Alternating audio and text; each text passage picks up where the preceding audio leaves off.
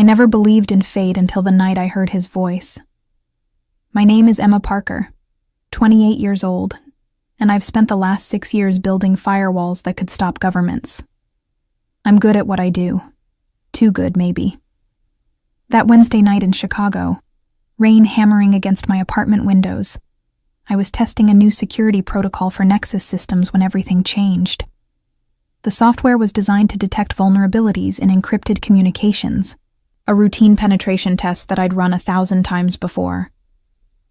But at 11:47 p.m., my screen lit up with something that shouldn't exist. An unencrypted backdoor in what was supposed to be military-grade encryption. My fingers flew across the keyboard, curiosity overriding caution. I told myself I was just doing my job, ensuring our client's security. The truth? I couldn't resist a puzzle, and this was the kind of challenge that made my pulse race. I initiated a trace protocol, expecting to find some amateur hacker's botched attempt at creating a secure line. Instead, I stumbled into a live conversation, crystal clear, as if the speakers were in the room with me. 2 men, their voices distorted by modulators, but the content? Absolutely chilling. The shipment arrives Thursday at the port of Chicago, one voice said, mechanical and cold. Pier 17, 3 containers marked as agricultural equipment. Payment? The second voice asked. This one was different, deeper, with an edge of authority that made my breath catch. Even through the modulator, I could hear the power behind it. Wire transfer, same account as last time, 20 million. I should have disconnected right then. Should have erased every trace of the connection and pretended I'd never heard a thing. But I'm my father's daughter, and Thomas Parker didn't raise me to run from the truth. Instead, I started recording, my heart pounding so hard I could hear it over the rain. My hands trembled as I initiated a secondary trace, trying to identify the source of the transmission. The data stream was complex, routing through 17 different servers across 9 countries. But there was a pattern. There's always a pattern if you know how to look. That's when I saw it. Buried in the metadata, hidden behind layers of encryption that would have fooled anyone else, was a financial trail. Account numbers, timestamps, transfer protocols, all pointing to a massive money laundering operation. The numbers were staggering. Hundreds of millions of dollars moving through shell corporations, each transaction perfectly timed to avoid detection. It was brilliant, really. Whoever designed this system understood both criminal enterprise and legitimate banking better than anyone I'd ever encountered. Impossible, I whispered, more to myself than anyone else. But I'd forgotten the most important rule of signal interception. Never make a sound on an open line. The conversation stopped instantly. The silence that followed was more terrifying than any words could have been. I held my breath, frozen, watching my monitors with the kind of dread that turns your blood to ice. For 5 seconds. 5 eternal seconds. Nothing happened. Then came his voice again, no longer distorted, as if he'd turned off the modulator specifically so I could hear him clearly. Who is that? The question was quiet, controlled, but underneath was something that made every instinct I had scream danger. His voice was deep, resonant, with a Chicago accent softened by years of careful cultivation.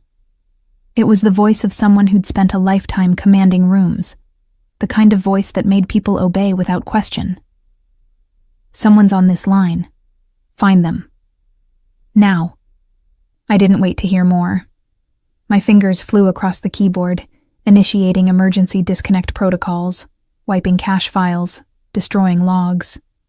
But I'd been on the line for almost 4 minutes, an eternity in digital forensics. If they were as good as I suspected, they'd have started tracing me the moment I connected. I had maybe 90 seconds before they pinpointed my location. Maybe less. The thought made my mouth go dry. I grabbed my laptop, yanked out the Ethernet cable, and ran to my bedroom closet where I kept my emergency kit. My father had taught me to always have an exit strategy, though I'd never imagined I'd actually need one. Inside the kit was cash, a prepaid phone, fake IDs, all the paranoid preparations of a man who'd known danger intimately. Dad had been dead for 10 years, but his lessons lived on, muscle memory kicking in when terror threatened to freeze me. My phone rang. My actual phone. The one only 6 people had the number to. I stared at it, watching unknown caller flash on the screen, and felt my world tilt. They couldn't have traced me that fast. It was impossible. I'd used 7 different proxy servers, routed through. It rang again. Against every instinct screaming at me to run, I answered, "Emma Parker." That same voice from the intercepted call, speaking my name like he'd known it all along. No distortion now, just pure, terrifying certainty. 28 years old, systems analyst at Nexus Security. Lives alone at 1247 West Monroe Street, apartment 4B. Daughter of Thomas Parker, deceased. Shall I continue? My legs gave out. I sank onto my bed, the laptop forgotten beside me. How did I find you so quickly? A dark chuckle. You're good, Emma. Better than most. That trace you initiated, that secondary protocol you thought was so clever, it left a signature. A very specific signature that only someone trained by Thomas Parker would use. I recognized it immediately. The mention of my father's name hit me like a physical blow. You knew my dad? Knew him? Another pause. This one waited with something I couldn't identify. Thomas Parker taught me everything I know about digital security. He was my mentor, my friend, and the finest man I ever met. Which makes this situation particularly complicated. I couldn't process this. My father, the quiet systems analyst who'd worked for Chicago Municipal Systems, had mentored a criminal. It didn't make sense. Nothing made sense. I don't understand. No, you wouldn't. Thomas kept his worlds very separate, protected you and your mother from everything. But here you are anyway, stumbling into my business, using his methods. Tell me, Emma, did he teach you the Parker protocol? The 3-tier encryption with the recursive key generation? My blood ran cold. The Parker protocol was something my father had developed, something he'd taught me in secret during late nights in his home office. He'd made me promise never to show anyone, never to use it except in emergencies. I'd always thought it was just his paranoia, his way of making our coding lessons feel more exciting. He mentioned it. He mentioned it, the voice repeated, amused. Such modesty. You used a modified version of it tonight. That's how I knew it was you. There's only one other person alive who knows that protocol, and she's much older than you. Which means you're Sarah's daughter, Thomas's little girl, the one he was so desperate to protect. Who are you? My voice came out as a whisper. My name is Marcus Donovan, and you and I need to have a very serious conversation about what you heard tonight, what you think you know, and what happens next. I'm going to give you an address. You're going to come alone, tonight, within the next 2 hours. If you go to the police, if you tell anyone about this call, if you try to run, Emma, you're smart enough to know how this ends. You'll kill me, I said flatly. No. His voice softened just slightly. If I wanted you dead, you'd be dead. But I made a promise to your father a long time ago, and I keep my promises. So I'm giving you a choice. Come meet me. Let me explain what's really happening here. Or spend the rest of your life looking over your shoulder. Because now that you've stumbled into this, now that you've heard what you've heard, you're either with me or you're a liability. And I don't leave liabilities loose, Emma. Not even Thomas Parker's daughter. The line went dead. I sat there in my darkened apartment, rain still drumming against the windows, holding a phone that felt like it weighed 1,000 pounds. My entire body was shaking. In the space of 15 minutes, my safe, predictable life had shattered.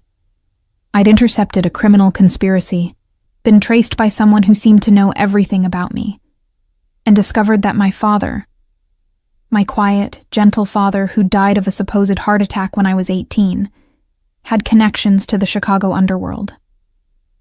I thought about calling Jake, my best friend since college, but Marcus's warning echoed in my mind. Tell anyone, and the deal's off. I thought about calling my mother, but what would I say? Hey, Mom. Did you know Dad trained criminals? Sarah Parker had suffered enough when Dad died. I wouldn't drag her into whatever this was, so I did the only thing I could do. I grabbed my jacket, slipped my laptop into my bag, and checked the address Marcus had sent in a follow-up text. It was in the warehouse district, naturally, because of course the terrifying crime boss wanted to meet in an abandoned warehouse at 1 a.m. I almost laughed at the cliché of it, except nothing about this felt funny. As I locked my apartment and headed for my car, I tried to remember everything my father had taught me. Not just about coding and security, but about people. Trust your instincts, he'd always said. And if something seems too dangerous to be true, it probably is. But sometimes, Emma, sometimes you have to walk into danger to find the truth. Well, Dad, I thought as I started my car, I hope you knew what you were talking about, because I'm about to walk straight into danger, and I have no idea if I'll walk back out. The warehouse district at night is a different world. Empty streets, broken streetlights, and the kind of silence that feels alive, watching. I parked 2 blocks away from the address Marcus had given me, years of my father's paranoid lessons kicking in. Always leave yourself an exit route. Never let them box you in. I sat in my car for a full minute, hands gripping the steering wheel, trying to calm my racing heart. This was insane. I was walking into a meeting with a criminal based on nothing but his word and some twisted connection to my dead father. But I'd heard that money laundering operation. I'd seen those numbers. And Marcus Donovan knew things about Dad that I didn't, which meant there was a truth here I needed to understand. Even if it killed me, especially if it meant finally understanding who Thomas Parker really was. I got out of the car, adjusted my laptop bag on my shoulder, and started walking. The warehouse was exactly what I'd expected. Massive, industrial, probably abandoned for years. But as I approached, I noticed details that suggested otherwise. New security cameras mounted at strategic angles, fresh tire tracks in the gravel, a side door that looked recently reinforced. This wasn't an abandoned building. This was a fortress disguised as ruins. The door opened before I could knock. A man stood there, 6'4", built like he ate smaller men for breakfast. He didn't say anything, just gestured for me to follow. I did, because what else was I going to do? Run? They'd already proven they could find me anywhere. Inside, the warehouse was a study in contrasts. The exterior might have been deliberately decrepit, but the interior was pristine. Polished concrete floors, modern lighting, glass-walled offices along one side. And in the center, sitting at a conference table like he was conducting a legitimate business meeting, was Marcus Donovan. He was younger than I'd expected, 42 maybe, though he carried himself with the confidence of someone much older. Dark hair, with just a touch of gray at the temples, strong features, and eyes that seemed to catalog everything about me in a single glance. He wore an expensive suit with the jacket off and sleeves rolled up, and there was something almost casual about the way he sat there, one hand wrapped around a glass of what looked like whiskey. But casual was an illusion.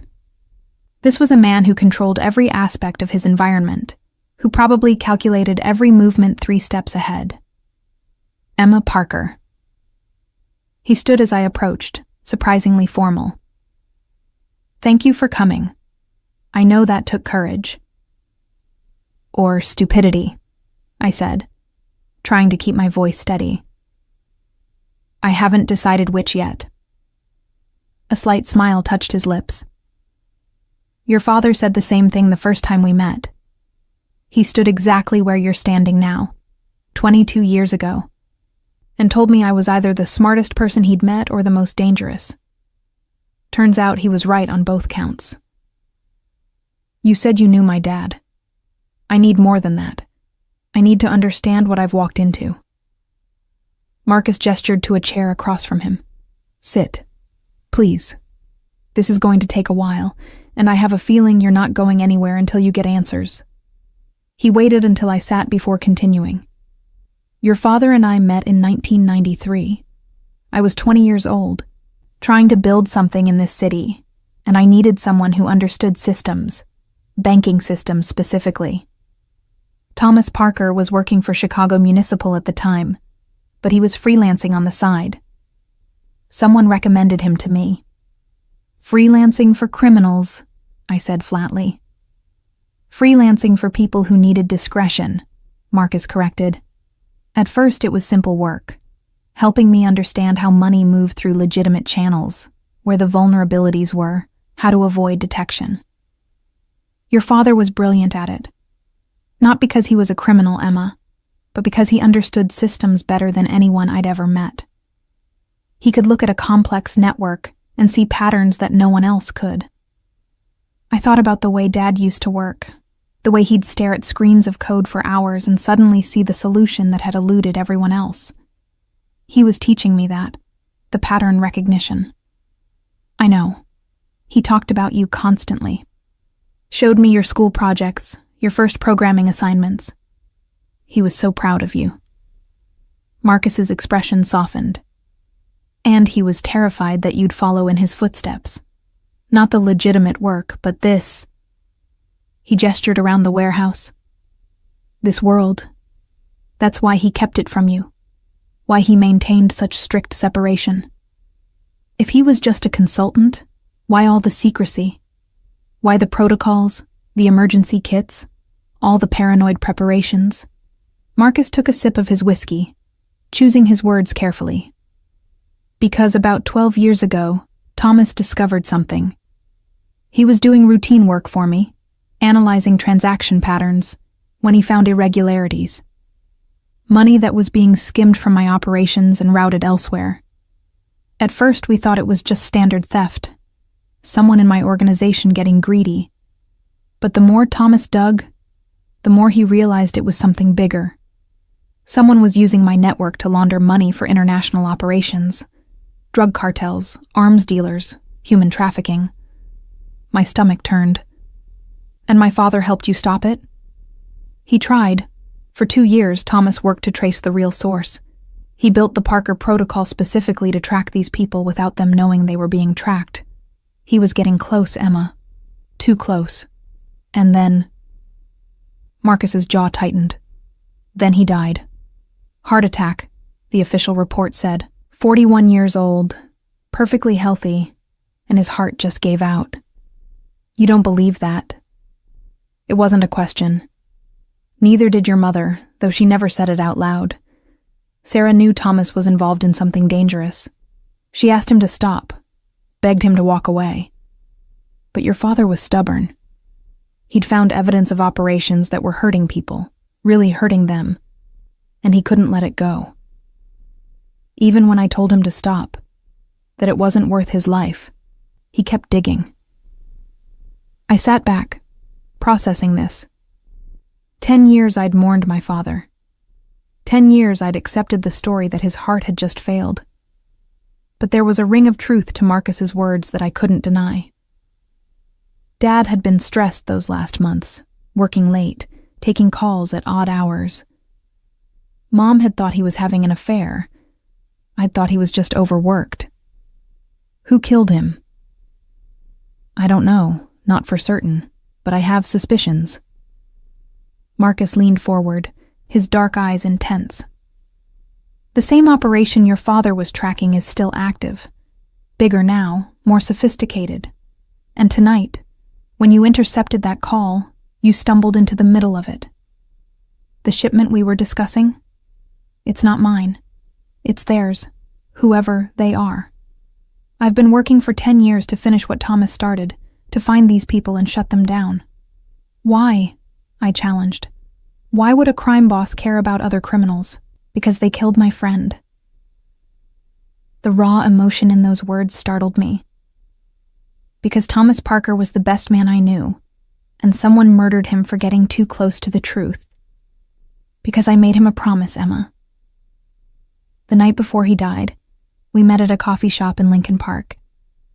He told me he was close to identifying the real players.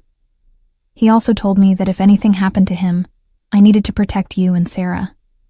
He gave me your college fund information, insurance policies, everything. Made me swear I'd watch over his family. I never saw you, never heard from you. That was the point. Protection doesn't mean hovering. It means making sure certain problems never reach you in the first place. That scholarship you got to Northwestern, the one that covered everything your father's life insurance didn't, I funded it. The job offer from Nexus Systems right after graduation, when you had no professional experience, I made a call. The apartment you live in a building with better security than most banks? I own that building, Emma. For 10 years, I've kept my promise to Thomas Parker. I've kept you safe. I felt like the ground was shifting under me. Everything I'd accomplished, everything I'd thought I'd earned through my own merit, had been orchestrated by this man. The violation of it, the manipulation, made me furious. But underneath the anger was something else. The realization that I'd been protected, that someone had cared enough to honor a dead man's wishes for a decade. So what now? I asked. You've explained the past. What about the present? What about what I heard tonight? Marcus's expression hardened. What you heard was me setting a trap. The man I was talking to is named Viktor Sokolov, mid-level operator for an organization I've been tracking. The shipment is real, but it's not what he thinks it is. I've spent 6 months setting up this operation, getting Viktor to trust me, working my way into their network. If all goes according to plan, that shipment will lead me directly to the people at the top, the people who killed your father. And then what? You kill them? I bring them down, expose them. Let the authorities handle it. He saw my skeptical look. I know what you're thinking. Why would I go legitimate now? Because I'm tired, Emma. Tired of this life. Tired of looking over my shoulder. Tired of being what this city turned me into. And because I owe Thomas Parker justice. He died trying to protect people from monsters. The least I can do is finish what he started. I wanted to believe him. God help me. Part of me did believe him. But I'd also just learned that my entire adult life had been manipulated by this man, however well-intentioned. You can't expect me to just accept this, any of this. I don't. I expect you to do exactly what your father would do. Verify everything I've told you. Use that brilliant mind of yours to dig into my story. Find the truth. That's why I had you bring your laptop. Marcus nodded toward my bag. I'm going to give you access to files that Thomas compiled. Evidence he gathered, notes he made, everything he discovered before he died. Review it. Analyze it. Decide for yourself if I'm telling you the truth. He stood, walked to one of the glass offices, and returned with a secure drive. Everything's encrypted with a variation of the Parker protocol. You're the only person besides me who can open these files. Your father made sure of that. He embedded a biometric lock. It requires your specific patterns of data entry, the way you type, the rhythm of your keystrokes. He told me once that if anything happened to him, you'd be the one to finish this. I think he knew, even then, that you'd end up exactly here. I took the drive, feeling its weight in my palm. And if I decide you're lying, if I think you're just manipulating me, then you walk away. I'll give you 24 hours to review everything. After that, we meet again, same place, and you tell me your decision. Either you help me finish what Thomas started, or you go back to your life, and I make sure you're protected from the fallout. But Emma," his voice dropped, "if you walk away, you'll never know the truth about your father. You'll never know who killed him or why. Can you live with that?" He was right, and we both knew it. I couldn't walk away. Not now. Not when I was this close to understanding what had really happened to my father. 24 hours, I agreed. And Marcus? If I find out you're lying about any of this, if this is some elaborate manipulation, you'll expose me, I know. Your father taught you well. That's exactly what he would have done. Marcus walked me back to the door, the giant security guard appearing from wherever he'd been lurking. "One more thing, Emma. The people who killed Thomas, they're still out there, still active. And if they find out you're digging into this, if they realize you're Thomas Parker's daughter following in his footsteps, they'll come after you. Stay alert. Trust no one. And for God's sake, don't use your regular systems to access those files. Your father's protocols are good, but these people are better." As I walked back to my car through the empty streets, the secure drive burning a hole in my pocket, I realized my life would never be the same. 24 hours ago, I was a systems analyst with a quiet life and buried grief. Now I was the daughter of a murdered whistleblower, being recruited by a crime boss to finish a decade-old investigation, holding evidence that could either vindicate my father's memory or destroy everything I thought I knew about him. The rain had stopped, leaving the streets slick and gleaming under the sparse streetlights. Somewhere in this city, my father's killers were walking free, and somewhere in the encrypted files on the drive in my pocket was the truth. I had 24 hours to decide if I was brave enough or foolish enough to pursue it. I didn't go home. Instead, I drove to Jake Sullivan's apartment in Wicker Park, the only person I trusted absolutely. Jake had been my best friend since we'd bonded over a particularly brutal algorithms course at Northwestern 9 years ago. He knew about my father's death, knew how much it had affected me, and he'd understand why I needed a safe place to work. More importantly, Jake was a network security expert himself. If anyone could help me verify what Marcus had told me, it was him. He answered the door in pajama pants and a faded Star Wars t-shirt, his sandy hair sticking up in every direction. "Emma? It's 2 a.m. What?" He stopped when he saw my face. "Come in. I'll make coffee." 20 minutes later, we were sitting in his home office, a room that made my setup look minimalist. Jake had built his own security protocols, 3 monitors running simultaneously, and enough encryption to make the NSA jealous. I'd given him the abbreviated version of the night's events, leaving out some of the more dangerous details.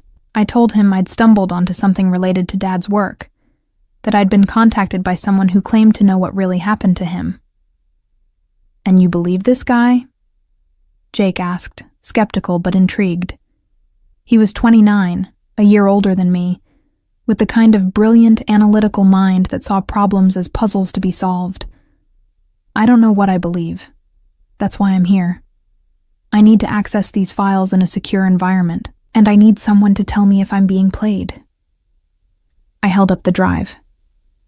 "This supposedly contains evidence my father compiled before he died. Evidence about the people who might have killed him." Jake's expression shifted from concerned to determined. "Okay, let's see what we're dealing with. But Emma, if this is as serious as you're saying, we need to be careful. We'll route everything through my isolated system. No outside connections. And we'll document everything in case this goes sideways." He set up his most secure computer, a system that had never touched the internet, with its own power supply and completely isolated architecture. As he worked, I thought about Marcus's warning. These people are better. Better than my father, who'd been brilliant. Better than Marcus, who'd survived decades in the criminal underworld. The thought should have terrified me. Instead, it made me more determined. "Ready?" Jake announced. Let's see what Thomas Parker left for you. I plugged in the drive, and immediately a custom interface loaded. My father's design, I recognized it instantly. The encryption prompt appeared, but instead of asking for a password, it presented a blank coding window. It's a challenge response system, I realized. I have to write code to unlock it. What kind of code? Something only I would write. Something that proves I'm really Thomas Parker's daughter. I stared at the screen, thinking about all the lessons Dad had taught me, all the late nights we'd spent coding together. Then I understood. He'd always made me solve a specific problem as a warm-up exercise, his way of teaching me to think creatively.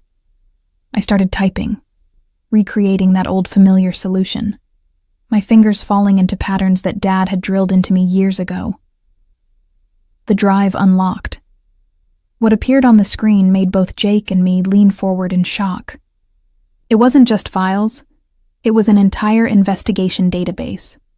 Spreadsheets tracking financial transactions, timeline documents, encrypted communications my father had intercepted, photographs, maps, and at the center of it all, a complex web diagram showing connections between dozens of individuals and organizations.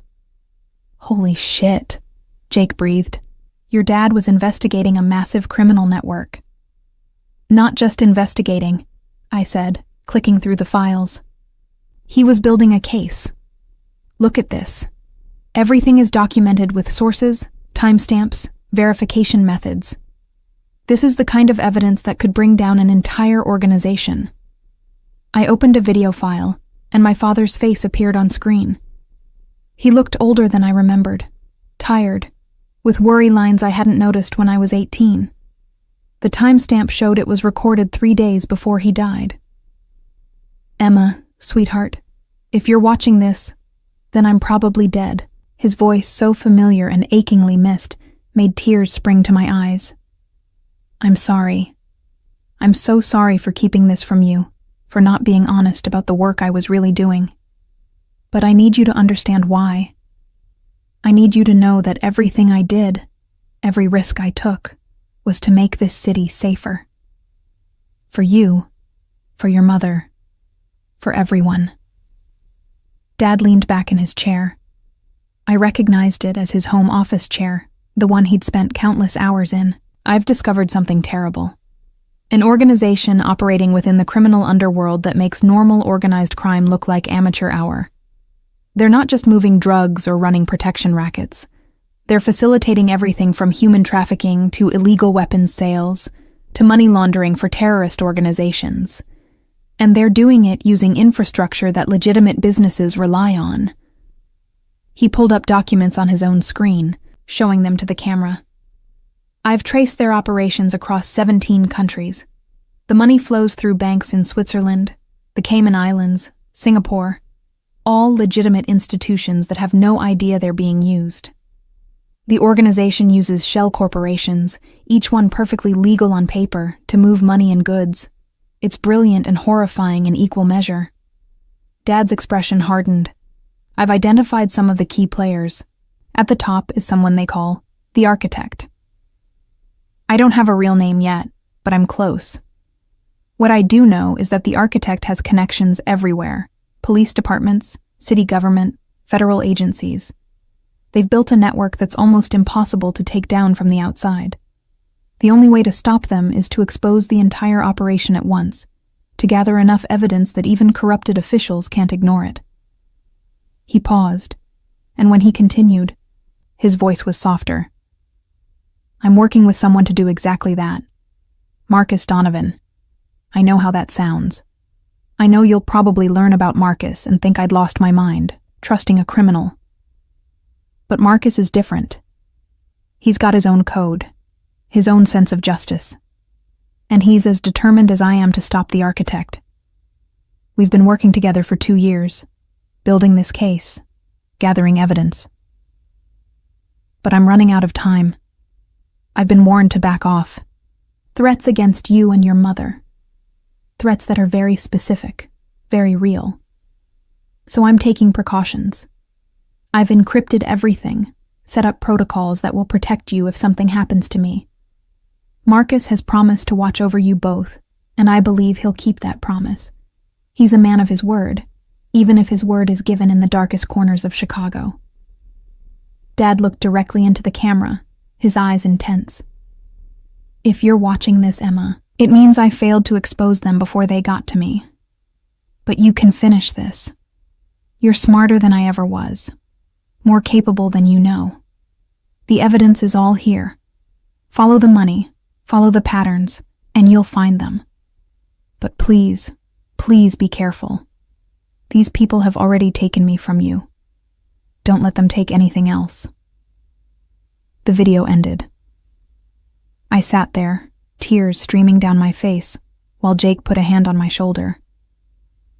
"Emma, I'm so sorry. I can't imagine—" "He was murdered," I said, my voice steady despite the tears. "All these years they said it was a heart attack, natural causes.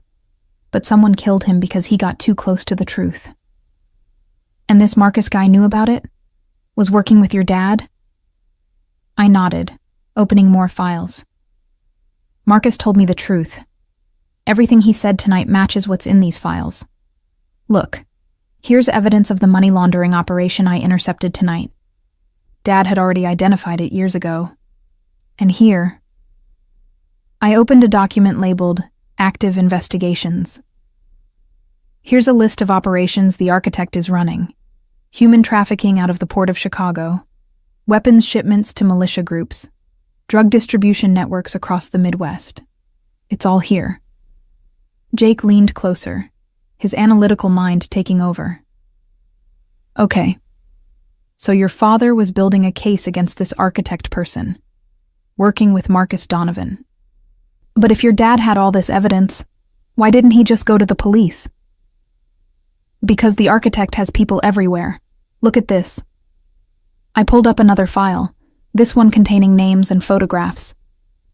These are law enforcement officers on the architect's payroll.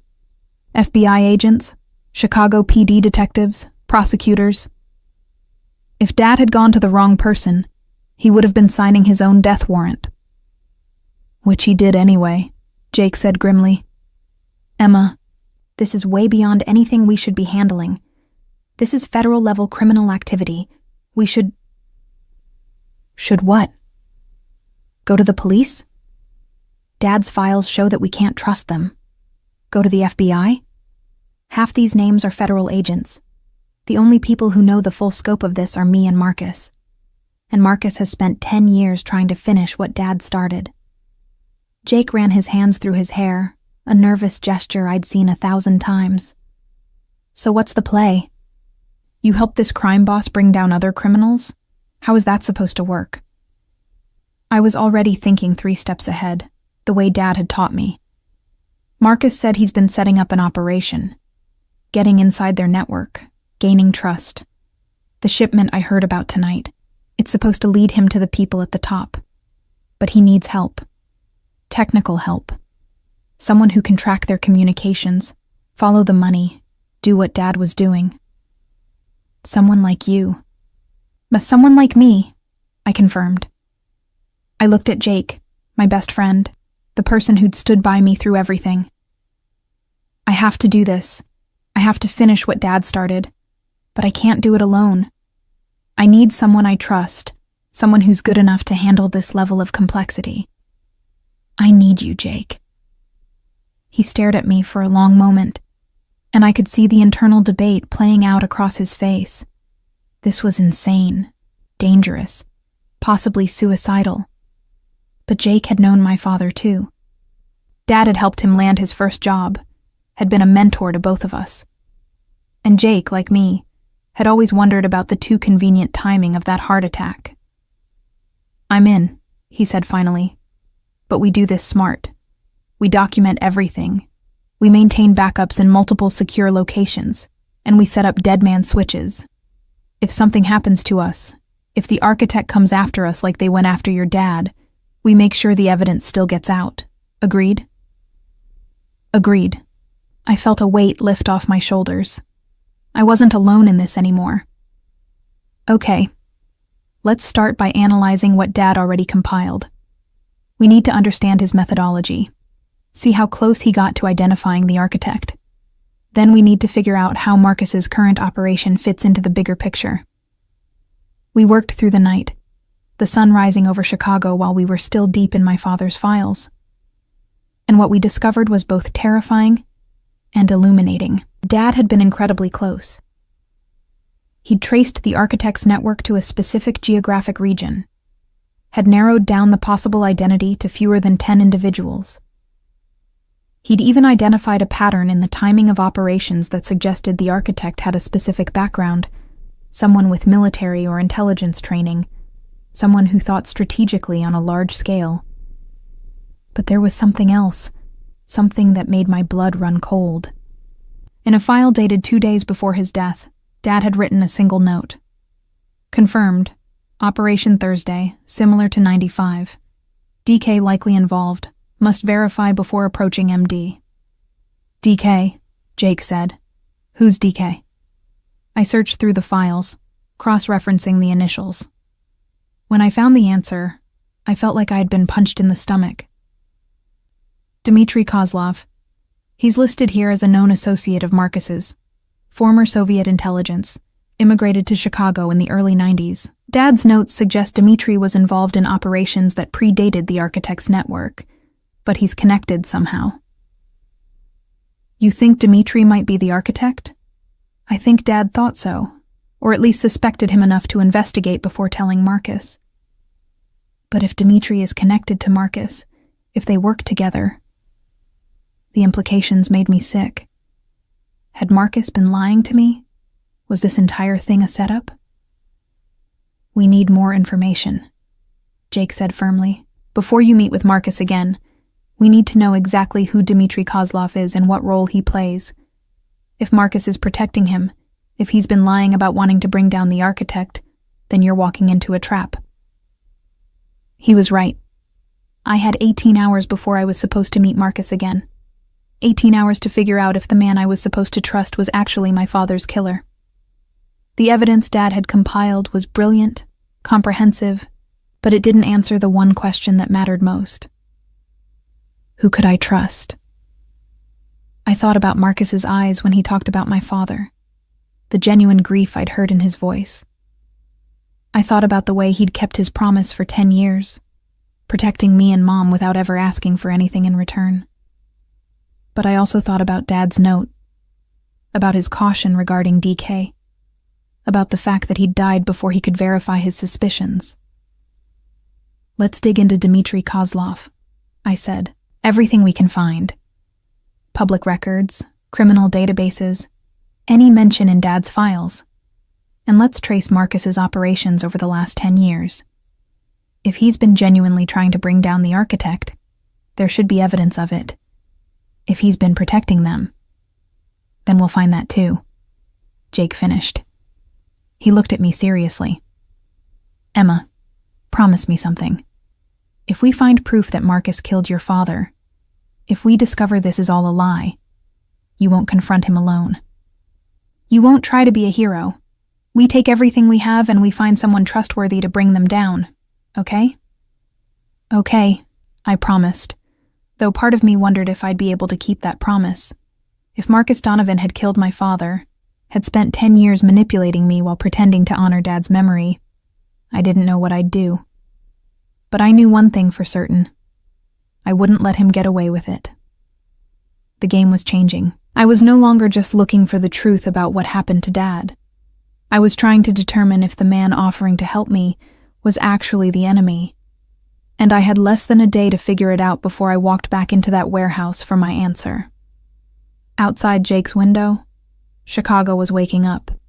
People heading to work, living normal lives, completely unaware that somewhere in this city, a battle was being fought in the shadows. A battle my father had died fighting. A battle I'd now inherited. I just had to make sure I survived long enough to finish it.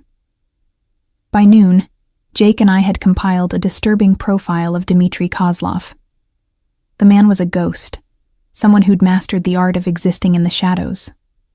Born in Moscow in 1977, former KGB, or what became the FSB after the Soviet Union collapsed. Dmitry had arrived in Chicago in 1994, part of the wave of Russian immigrants who'd flooded into American cities after the Cold War ended. But unlike most immigrants seeking legitimate opportunities, Dmitry had brought his intelligence training with him. "Look at this," Jake said, pulling up a customs record from O'Hare Airport. March 1994, Dmitry Kozlov enters the country on a business visa, declares himself as a consultant for a software company that, surprise, surprise, dissolved 6 months later.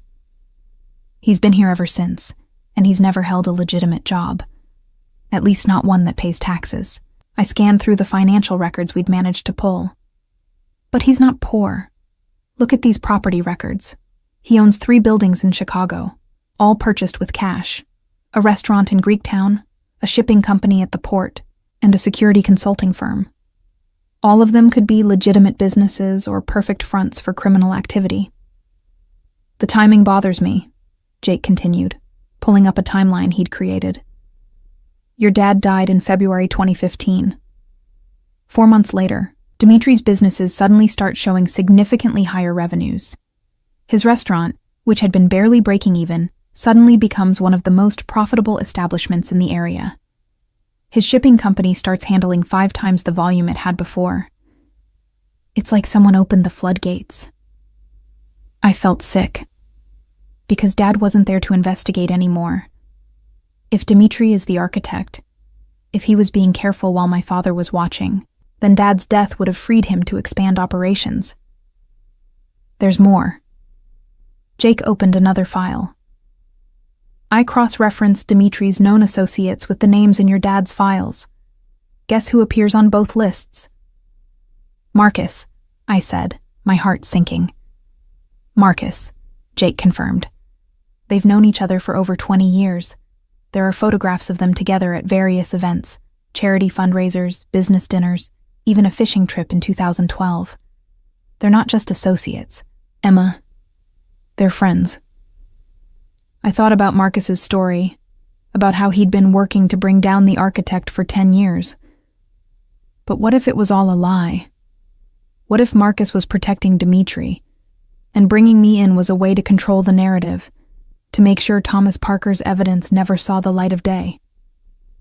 We need to know what Marcus has actually been doing, I said, pushing away the doubt that threatened to overwhelm me. Dad trusted him enough to work with him, to share information with him. There has to be a reason for that trust. Let's trace Marcus's operations over the last decade. If he's been genuinely trying to expose the architect, there should be signs. We spent the next 4 hours diving deep into Marcus Donovan's criminal empire, and what we found was fascinating. Marcus ran a sophisticated operation, yes, but it was surprisingly restrained. No drug trafficking.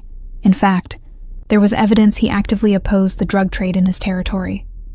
No human trafficking, no involvement in violent crimes beyond what was necessary to maintain control. His primary operations seemed to be centered around gambling, money laundering for legitimate businesses trying to avoid taxes, and what might generously be called protection services. He's not a saint, Jake observed, but he's not the monster he could be either. Look at this. 3 years ago, there was an attempt to start a heroin distribution network in his territory. Marcus shut it down hard.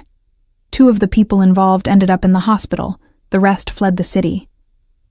Because he doesn't want drugs in his area, or because he was protecting his own interests? Maybe both? Jake pulled up another file. But Emma, look at this pattern. Every time there's been a major operation involving human trafficking, weapons smuggling, or anything related to what your dad called the architect's network, Marcus has either actively opposed it or stayed completely clear. It's like he's deliberately avoiding those territories. Or he's smart enough to keep his distance from operations that might attract federal attention, I countered, but I was starting to doubt my own skepticism. The evidence suggested that Marcus had been telling the truth, at least about some things. Then Jake found something that changed everything. Buried in a series of encrypted files my father had created, hidden behind layers of security protocols, was a communication log. Messages between Thomas Parker and Marcus Donovan, exchanged over a secure channel, dating from 2013 to just days before Dad died. "Oh my God," I whispered, reading through them. They weren't just working together. They were friends. Real friends. The messages showed a relationship built on mutual respect and trust. Marcus asking Dad for advice about keeping his younger brother out of trouble. Dad sending Marcus photos from my high school graduation, proud father commentary included. Marcus joking about teaching Dad to play poker. Dad complaining about Sarah's obsession with redecorating the house. These weren't the communications of a crime boss and his reluctant consultant. These were the messages of two men who genuinely cared about each other. And then, in the final messages, the tone shifted. Dad had found something big. "MD, I think I know who the architect is, but I need to verify before I can share. It's someone close to both of us, someone we trust. If I'm right, this changes everything. Give me 48 hours. Marcus's response was immediate. "Thomas, if you're in danger, tell me who it is now. I can protect you. I can protect Emma and Sarah. Don't try to do this alone." Dad's final message, sent the day before he died. "Can't risk it yet. Need absolute proof. But MD, if something happens to me, protect my family. Promise me. And finish this. Don't let them win. The key to everything is in the pattern. Look at the operations from '95. DK was there. So was someone else. Someone unexpected. That's the real architect." The messages stopped. The next day, Thomas Parker died of a supposed heart attack at his desk at work. I sat back, processing this. Dad suspected Dimitri, but he also thought there was someone else. Someone unexpected. Someone who was involved in operations from 1995. Jake was already searching through the files. "Your dad referenced '95 several times. Let's see what happened that year." He pulled up Dad's timeline documents, scrolling back to 1995. Here, March 1995. Major operation at the Port of Chicago. Weapons shipment intercepted by the Coast Guard, but most of the people involved escaped. The operation was sophisticated, required inside knowledge of port security and Coast Guard patrol patterns. Who was involved? According to your dad's notes, the operation was run by a coalition of different organizations. Russian mob, including Dmitry Kozlov, Marcus Donovan's crew, and... Jake stopped, his face paling. "Emma, there was another group involved. A consulting firm that provided the security analysis and timing for the operation." "What firm?" "Nexus Systems, the same company you work for now. The same company Marcus supposedly helped you get a job at." The room spun. Nexus Systems, my employer for 6 years, had been involved in criminal operations. That couldn't be right.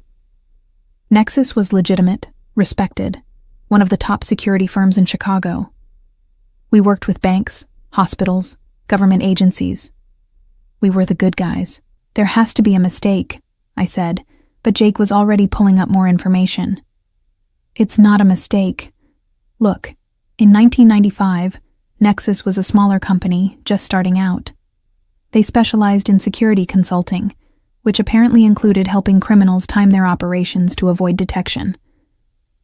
Over the next few years, they cleaned up their image, started taking only legitimate clients. By the time you joined, they were completely legit, but the company's founders knew exactly what kind of work they used to do." "Who founded Nexus?" Jake opened the corporate records. 3 people. Richard Chen, who retired in 2018, Maria Castellanos, who died in a car accident in 2020, and, I prompted, though I already knew I wasn't going to like the answer. "And Viktor Volkov, who currently serves as the company's chief operating officer. Emma, the man who founded your company, is Dmitry Kozlov's cousin. They immigrated together in 1994. I felt like I couldn't breathe. For 6 years, I'd been working for a company with direct ties to the person who might have killed my father. a company Marcus had helped me get a job at. Was this all part of some elaborate plan? Had I been under surveillance this entire time, monitored to make sure I never stumbled onto the truth about Dad's death? We need to figure out if Victor Volkov is the architect, I said, forcing myself to think clearly. If he founded Nexus using knowledge from criminal operations, if he's connected to Dmitri, if he was involved in the 95 operation Dad kept referencing, he fits the profile. There's one way to test it, Jake said slowly. The shipment Marcus mentioned, the one coming in tomorrow at Pier 17. If Volkov is the architect, he'll be involved somehow. We need to track Nexus Systems' activities over the next 24 hours, see if there's any unusual behavior from Volkov. I checked my watch. I had 6 hours until my meeting with Marcus. 6 hours to figure out if I could trust him, if the evidence pointed toward Dmitri and Volkov, or if I was being played by everyone around me. Can you monitor Volkov's communications? Track his movements? I can try. But Emma, if he's as good as your dad thought the architect was, he'll have counter-surveillance protocols. The minute I start digging too hard, he'll know someone's watching. Then we have to be subtle. Use methods Dad taught us. Pattern analysis instead of direct surveillance. Look at the metadata, the timing, the correlations.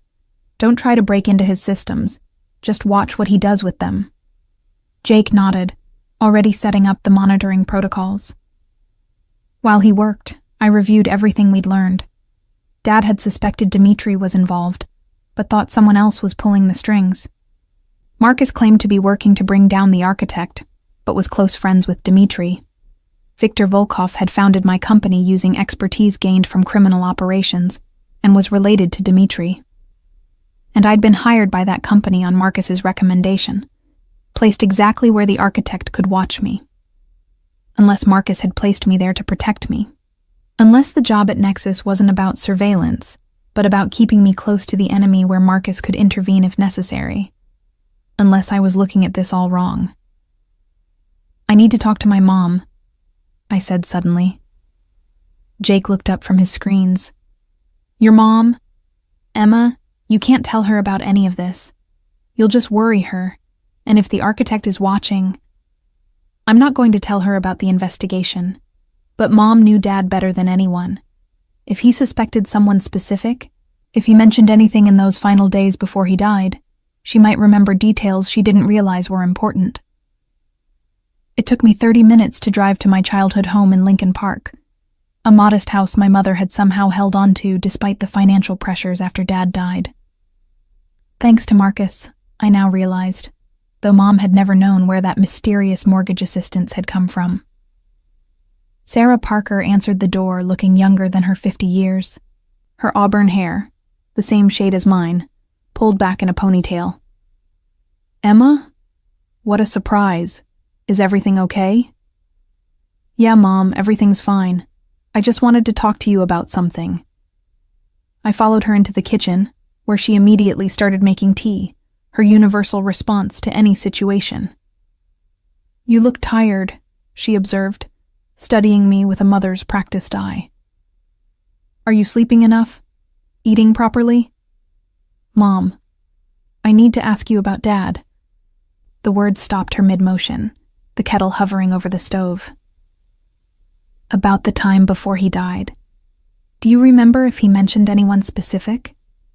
Anyone he was worried about or having problems with? She set the kettle down carefully, then turned to face me. Emma, why are you asking about this now? It's been 10 years. I know. I've been thinking about him lately. There are things that didn't make sense. Things I was too young to understand then. I want to understand now. Mom was quiet for a long moment, then sighed. Your father changed in those last few months.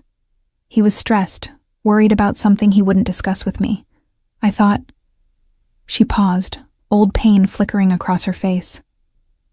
I thought he was having an affair. He'd take calls at odd hours, disappear for meetings he wouldn't explain. I was preparing to confront him about it when he died. But you don't think that anymore? No. After he was gone, after I'd had time to process everything, I realized Thomas wasn't the type to have an affair. He was hiding something, yes, but not another woman.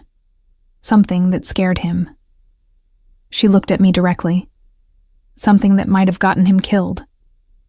My heart stopped. You think Dad was murdered? I don't know. The doctors said it was a heart attack, and he did have high blood pressure. But Emma, your father was planning to quit his job. 2 weeks before he died, he told me he was going to resign from Chicago Municipal, that we'd have to tighten our belts for a while. But it would be worth it.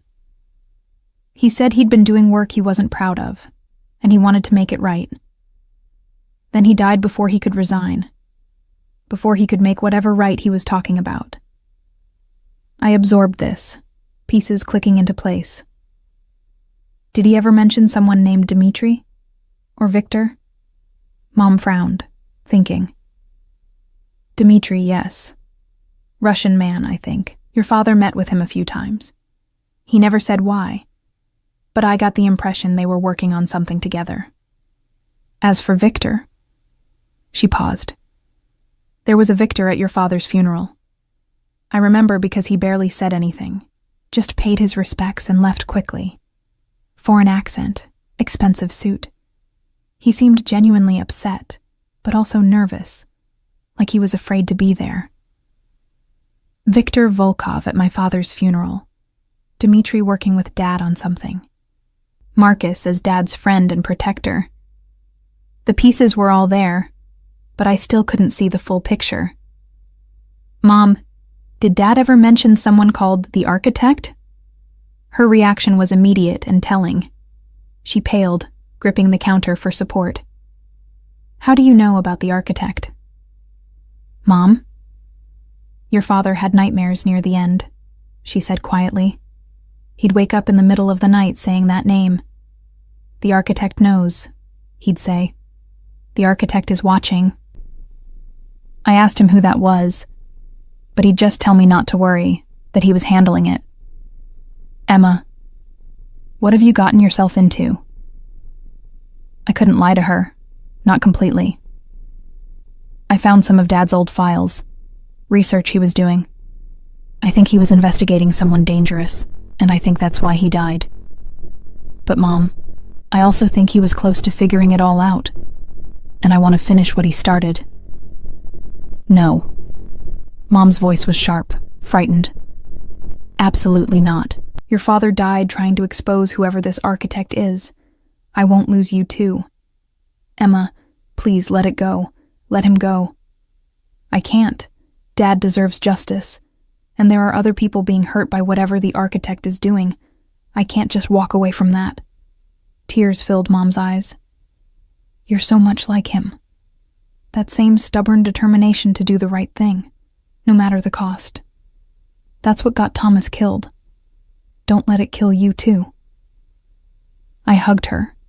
This woman who'd lost the love of her life and spent 10 years wondering if she could have prevented it.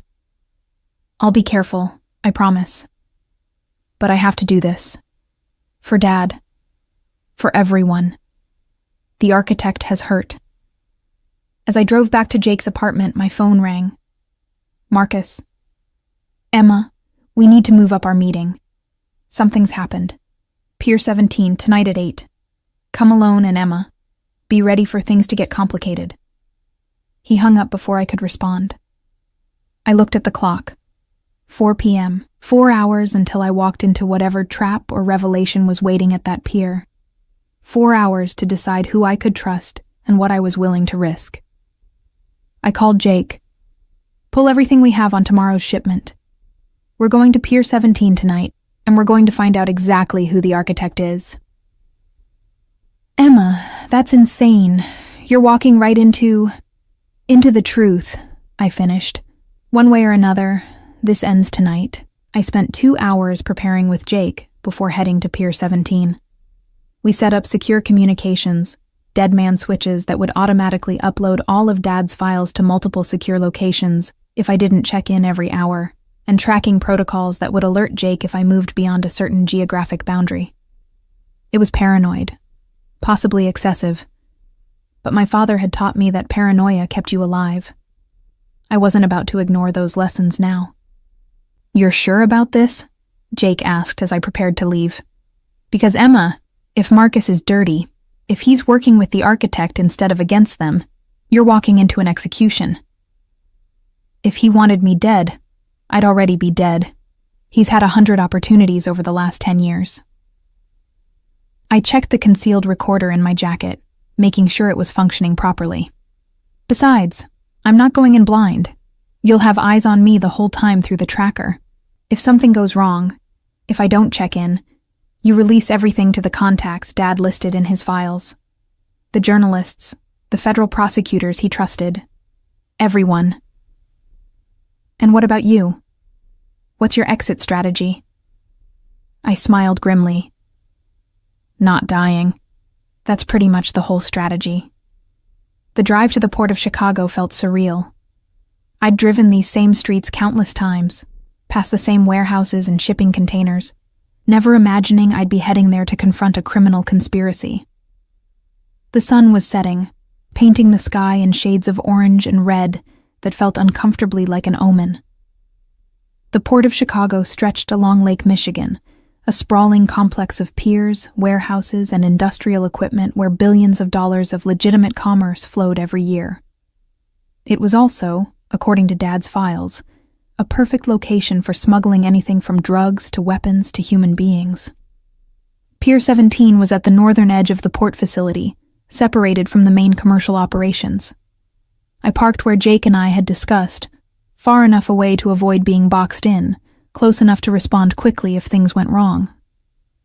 As I walked toward the pier, I could see the silhouette of a cargo ship offshore, waiting. The shipment Marcus had mentioned, presumably. But was it a trap for the architect? Or was I the one being trapped? Marcus was already there, standing near one of the empty warehouses that lined the pier. He wasn't alone. A tall, broad-shouldered man stood next to him. The same enforcer who'd met me at the warehouse 2 nights ago. And there was someone else, a figure I couldn't quite make out in the fading light. "Emma," Marcus called out as I approached. "Thank you for coming early. I know I'm asking a lot, but I need you to trust me." "Trust is earned," I replied, stopping a careful distance away. "And right now, I'm not sure you've earned it." To my surprise, Marcus nodded. "Fair enough. You've done your homework. Looked into my background, into Dimitri, into the connections your father was investigating. Smart. Your father would be proud." "Don't." The word came out sharper than I intended. "Don't tell me what my father would think. You don't get to use his memory to manipulate me." "You're right. I apologize." Marcus gestured to the other figure who stepped into the light. I recognized him from the photos in Dad's files. Dmitry Kozlov. 48 years old, with the bearing of someone who'd spent a lifetime in dangerous situations. He looked at me with an expression I couldn't quite read, curiosity mixed with something that might have been respect. "Emma Parker," Dmitry said, his accent still noticeable after 30 years in America. "You look like your father. Same eyes." Thomas had eyes that saw everything. "Did you kill him?" I asked bluntly. Dmitry didn't flinch. "No, but I know who did, and that's why we're here tonight. That's why Marcus moved up this meeting. Because the person who killed your father is coming here, right now, to oversee a shipment they think I'm bringing in for them." I looked at Marcus. "Explain, now." Marcus pulled out a tablet, showing me shipping manifests and communication logs. "For the past 6 months, I've been setting up an operation, making contact with mid-level players in the architect's network, establishing credibility, working my way up the chain. 3 weeks ago, I finally made contact with someone high enough to matter. They offered me a deal, handle a major shipment through Chicago, and I'd get a cut of future operations, full partnership. And you said yes. I said yes, because I knew if I handled this shipment, If I proved I could be trusted with something this important, the architect would finally come out of the shadows to supervise it personally. This isn't just any shipment, Emma.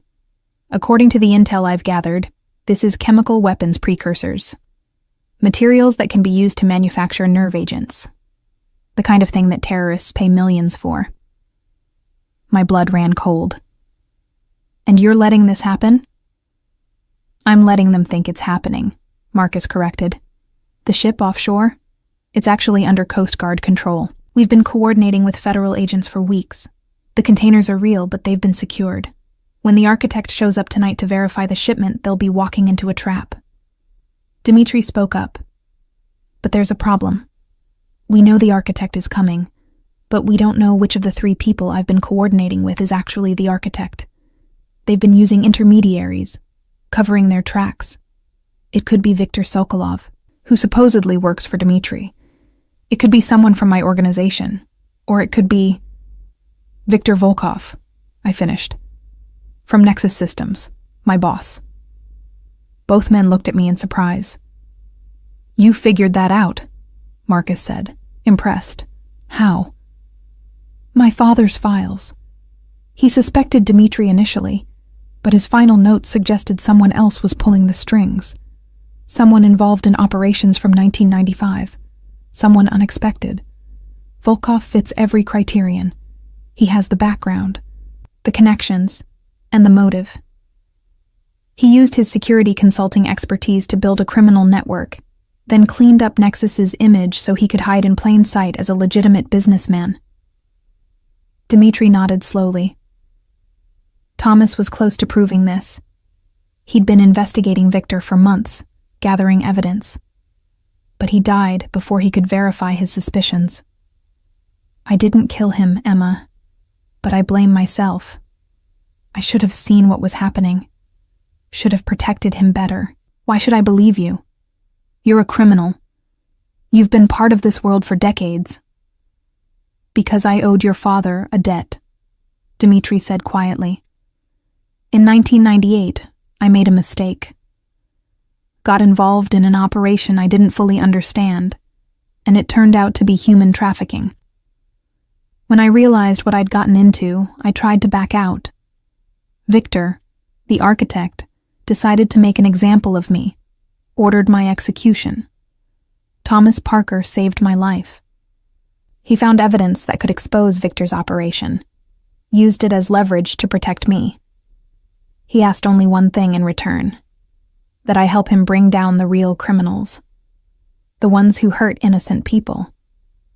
So you've been working with my father all along? And with Marcus. Your father trusted Marcus like a brother. When Thomas died, Marcus and I continued the investigation. But we had to be careful. Viktor has eyes everywhere, including in law enforcement. We couldn't make a move until we had ironclad evidence, until we could bring him down completely. Tonight is that night. I wanted to believe them. God, I wanted to believe that my father had been working with these men, that they'd honored his memory by continuing his fight. But I'd learned not to take anything at face value. Show me proof. Show me something that proves my father trusted you. Marcus handed me his phone, open to a photo album. The first picture made my throat tighten. Dad and Marcus, fishing together, both laughing at some joke. The next showed Dad at what looked like a safe house, surrounded by computers and files, with both Marcus and Dmitri visible in the background. Picture after picture, showing years of collaboration, of friendship, of shared purpose. Your father gave me something, Dmitri said. He told me if anything happened to him, I should give it to you when you were ready. I think you're ready now. He pulled out a small envelope, yellowed with age. Thomas wrote this the week before he died. Marcus and I have kept it safe for 10 years, waiting for the right moment. With shaking hands, I opened the envelope. Inside was a letter in my father's handwriting. Dearest Emma, if you're reading this, then I'm gone, and I'm so sorry. I'm sorry for keeping secrets, for not being honest about the dangerous work I was doing. But I need you to know that everything I did was to make the world safer for you. Marcus and Dimitri are good men in a bad business. They've helped me investigate crimes that the police either can't or won't pursue. Trust them.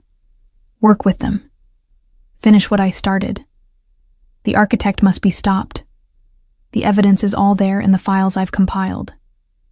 You're brilliant enough to see the patterns I saw, and you're brave enough to act on them. Be careful, sweetheart. Be smart, and know that I love you more than anything in this world. Dad. Tears blurred my vision. This was really Dad's handwriting, his voice, his cadence. This wasn't a manipulation. These men had really been working with him. Okay, I said, voice rough with emotion. Okay, I believe you. So what's the plan? Marcus pulled up more information on his tablet. The shipment is scheduled to arrive at 10 p.m. Victor, the architect, has confirmed he'll be here to personally oversee the transfer. We have federal agents positioned around the perimeter, but they're maintaining distance to avoid spooking him. When Victor arrives, when he confirms the shipment and his involvement, they'll move in. But Emma, we need you here because Victor knows you work for Nexus. If he sees you, it adds legitimacy to the operation, makes him think everything is normal. You want me to be bait. I want you to be exactly what you are, a systems analyst from Nexus Systems who's here to verify the shipping documentation. Victor has used Nexus consultants on previous operations to provide technical cover. If you're here doing that job, he'll feel secure. And if he suspects I'm working against him, then we have a problem, Dimitri said honestly. Victor is paranoid, dangerous, and brilliant. If he even suspects a trap, he'll disappear, and we'll never get another chance at him. But Emma, you're Thomas Parker's daughter. You have your father's gift for reading situations, for staying calm under pressure. If anyone can sell this, it's you. I thought about my father, about the risks he'd taken to stop the architect, about the promise I'd made to finish what he started. What do I need to do? For the next hour, they briefed me on every detail of the operation. The shipment manifest I'd need to verify, the technical language I should use, the exact moment when I should step away so the federal agents could make their move. It was intricate, dangerous, and relied on dozens of things going exactly right. But it was also the best chance we had.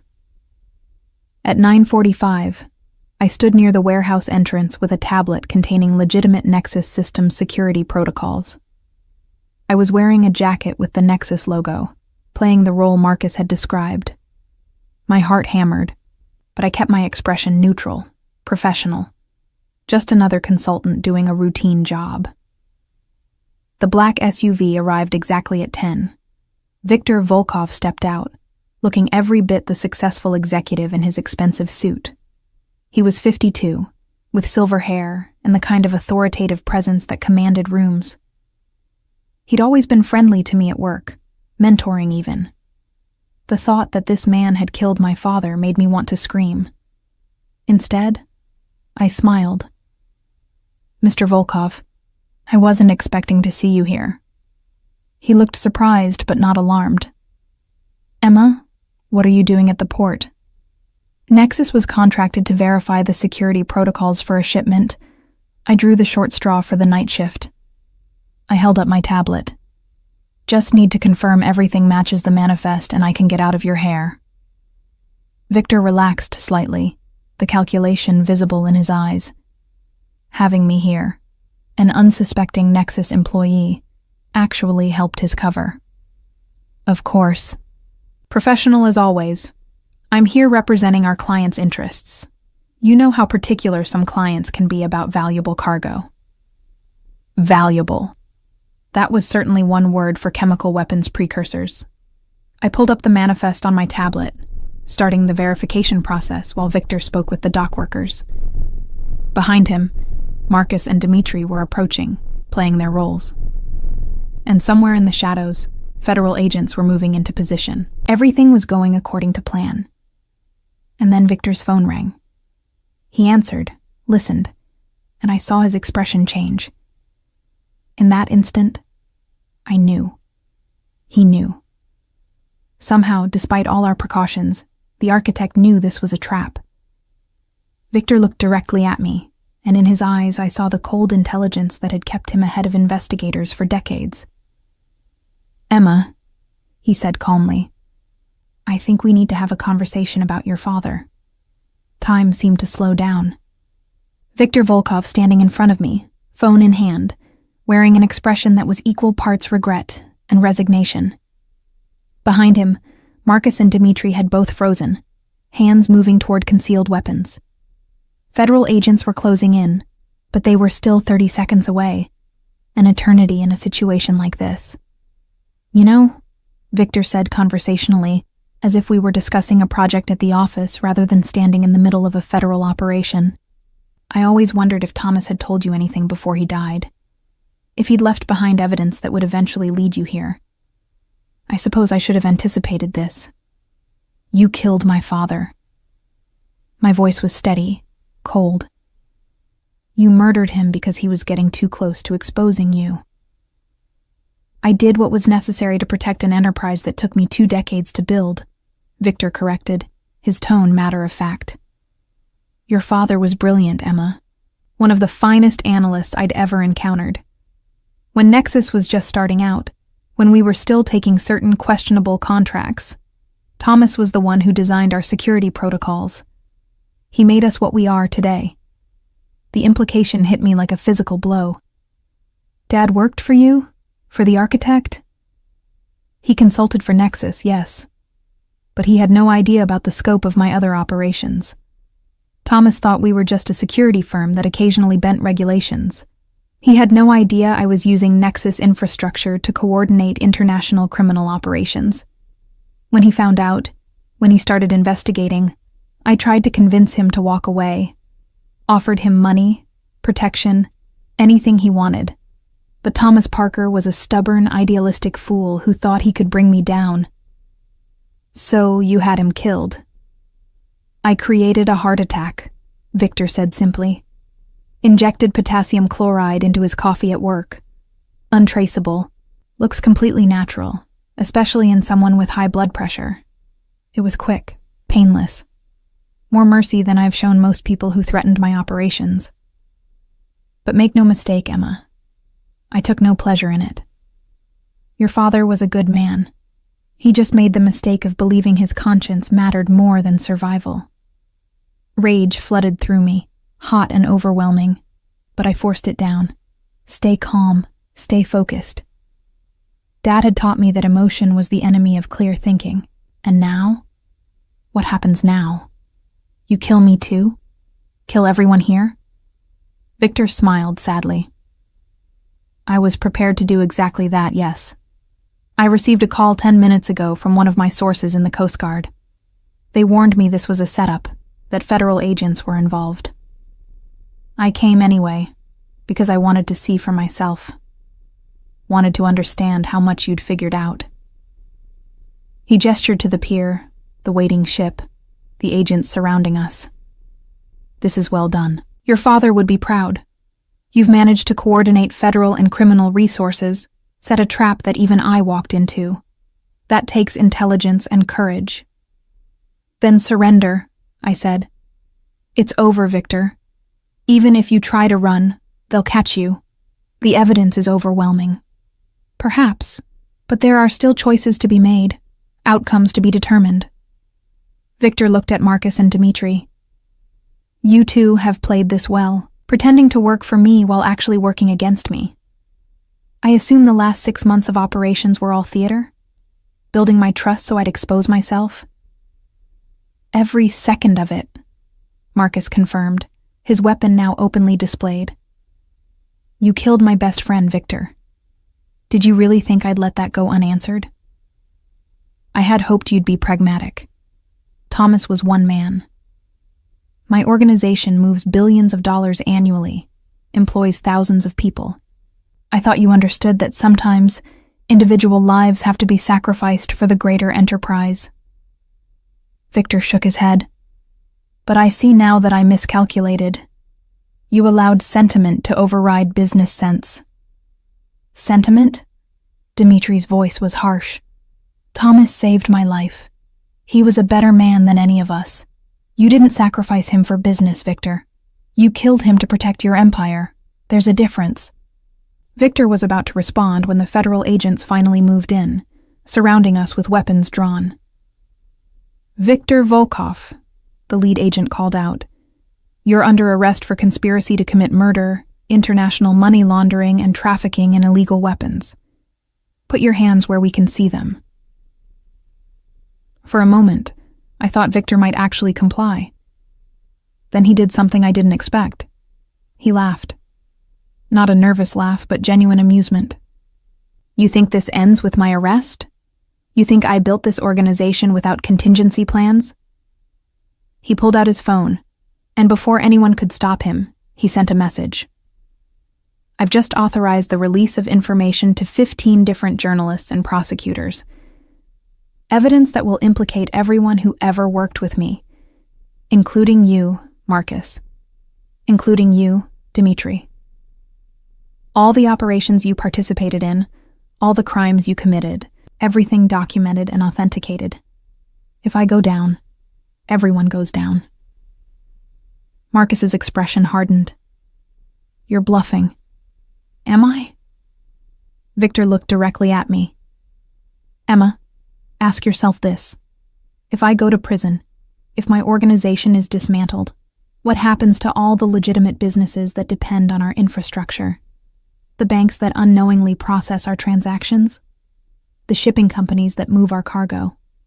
Hundreds of businesses, thousands of employees, all suddenly exposed to criminal liability. The economic damage alone would devastate Chicago." "Better than letting you continue," I said, though my stomach churned at the implications. "Is it? Your father struggled with that same question.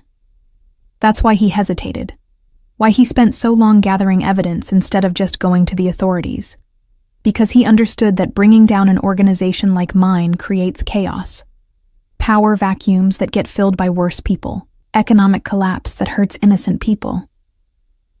Thomas was trying to find a way to dismantle the architects' network without causing collateral damage.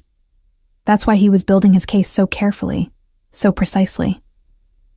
I thought about Dad's files, about the meticulous way he'd documented everything. Victor was right. Dad hadn't just been gathering evidence. He'd been trying to find a surgical solution, a way to remove the cancer without killing the patient. "What are you proposing?" "Emma, no," Marcus warned. "Don't negotiate with him." But I held up a hand. "Let him talk." Victor lowered his phone slightly. "I'm proposing a different outcome. I surrender. I cooperate fully with federal investigators. I provide evidence about every criminal organization I've ever worked with, every corrupt official, every dirty operation. But in exchange, we do this intelligently. We dismantle the architects' network piece by piece, transferring legitimate operations to clean management, severing criminal connections without destroying the infrastructure that innocent people depend on. It will take time, maybe years, but it's the only way to end this without creating something worse." The lead federal agent had moved closer during this conversation. "Mr. Volkov, you're in no position to negotiate terms." "Actually, Agent Morrison, I think I am." Victor gestured to his phone. "Because in about 30 seconds, if I don't send a cancellation code, those files get released. And when they do, you'll spend the next decade trying to untangle the legal mess. Innocent people will lose their jobs, their savings, their freedom. Criminal organizations will move into the vacuum I leave, and they'll be far less restrained than I was. Or," he paused, "we can do this intelligently. I cooperate. I help you build cases against people who actually deserve prison. We transition the architects' network into something legitimate, and justice gets served without unnecessary collateral damage." I looked at Marcus and Dmitri, both of whom seemed torn. Then I looked at Agent Morrison, who was clearly calculating the same complex equation Dad had struggled with. Finally, I looked at Victor Volkov, the man who'd killed my father, and I made my choice. "No deal," I said firmly. "My father died because he believed some things were worth the cost. Justice is one of them. You don't get to hold innocent people hostage to escape consequences. Release your files if you want. We'll deal with the fallout. But you're going to prison for what you did to Thomas Parker, and I'm not going to compromise on that." Victor studied me for a long moment, then nodded slowly. "You really are your father's daughter." "Very well, Emma. I accept defeat." He lowered his phone, and I watched him delete the threatened message. "The truth is, those files don't exist. I was bluffing, hoping sentiment for the innocent would let me negotiate better terms. But you called my bluff, just like Thomas would have." As federal agents moved in to handcuff Victor, he looked at me one last time. "For what it's worth, I am sorry about your father. He was a genuinely good person in a world that doesn't reward genuine goodness. And Emma, be careful following in his footsteps. The world needs people like you and Thomas, but it also destroys them." They led him away, and suddenly I was surrounded by federal agents taking statements, securing the scene, processing what had just happened. Marcus appeared at my side, putting a hand on my shoulder. "You did good, kid. Your father would be proud." "I just sent his killer to prison. That doesn't bring him back." "No, it doesn't. But it means Thomas didn't die for nothing. Everything he worked for, everything he sacrificed, it mattered. You made sure of that." Over the next few hours, as the operation wound down, I learned the full scope of what we'd accomplished. Victor's arrest had triggered a cascade of operations across multiple states. The shipment of chemical weapons precursors was secured. 15 members of the Architects Network were arrested. And most importantly, the evidence Dad had compiled, combined with what Marcus and Dimitri had gathered over the past decade, was finally being used to build prosecutable cases. By dawn, I was exhausted, emotionally drained, but also strangely at peace. Jake met me as I finally left the pier, pulling me into a tight hug. "You're okay. Thank God, you're okay." I was monitoring everything, and when I saw Victor show up, I thought, I know, I thought the same thing. But it's over now. Really over. "So what happens next? You go back to your normal life? Pretend none of this happened?" I laughed at that. I don't think I can go back to Nexus Systems considering my boss turned out to be an international criminal mastermind. But Marcus mentioned something about consulting for his operations, helping him transition everything into legitimate businesses. Apparently he's serious about getting out of the criminal world, wants to honor Dad's memory by becoming the kind of person Dad believed he could be. "And you trust him?" I thought about Marcus's grief when he talked about Dad, about the decade he'd spent keeping his promise to protect me and Mom. "Yeah, I do. Which is crazy, I know. But Dad trusted him, and Dad was right about most things." 3 months later, I stood in my new office, an actual, legitimate office in a consulting firm that Marcus had founded to help criminal organizations transition to legal businesses. It was strange work, using my skills to dismantle the infrastructure Dad had once helped build. But it felt right, like I was finishing what he'd started in a way that honored his memory. Mom was proud, even though I'd had to explain carefully that my new consulting work involved some unusual clients. Sarah Parker was tougher than people gave her credit for. She'd survived losing the love of her life, had raised me alone, and now she was watching me follow in Dad's footsteps in ways she'd never imagined. Marcus stopped by my office one afternoon, looking more relaxed than I'd ever seen him. "Thought you'd want to know. Victor's testimony is paying off. They've already taken down 3 major criminal organizations using his information. And the prosecutors have agreed to transition Nexus Systems operations to new management. Your father's files are going to change how federal agencies investigate organized crime." Good. That's what he wanted. Evidence that would actually stop criminals, not just punish them. Marcus leaned against my desk, and for a moment he looked older, tired. "Emma, there's something I never told you. Something I think you should know." "What's that?" "Your father asked me to watch over you. Yes, but there's a reason I agreed so immediately, so completely. Thomas Parker saved my life when I was 23 years old. I was in over my head in a situation I didn't understand, about to be killed by people I thought were allies. Your father stepped in, used his connections, his expertise to get me out. He didn't have to do that. I was just some punk kid trying to build a criminal empire. But he saw something in me worth saving. Dad always saw the best in people, I said softly. He did. And he told me that day that I had a choice. I could become what everyone expected, just another thug. Or I could be better. Use the intelligence and resources I had to build something that mattered. I spent the next 20 years trying to figure out what that meant. Trying to balance survival in a dangerous world with actually doing something worthwhile. Marcus looked at me directly. Working with you these last few months, finishing what Thomas started, transitioning these organizations into legitimate businesses. This is what he meant. This is what being better looks like. He'd be happy about that, about you. I hope so. Because Emma, your father was my moral compass when I didn't have one of my own. And now you are. Every time I have to make a difficult decision, I ask myself, what would Thomas do? What would Emma think? It's exhausting, being held to that standard. But it's also the only thing that keeps me honest, and I smiled at that. Well, in that case, I should tell you that the Kozlov shipping operation is still doing some questionable business on the side. Nothing illegal exactly, but definitely gray area. Dmitri needs to clean that up if we're going to maintain our credibility. Marcus laughed. I'll talk to him, see? This is exactly what I mean.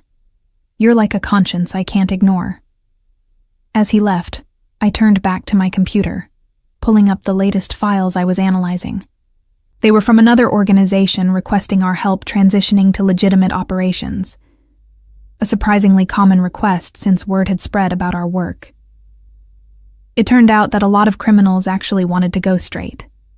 They just didn't know how to do it without ending up dead or broke.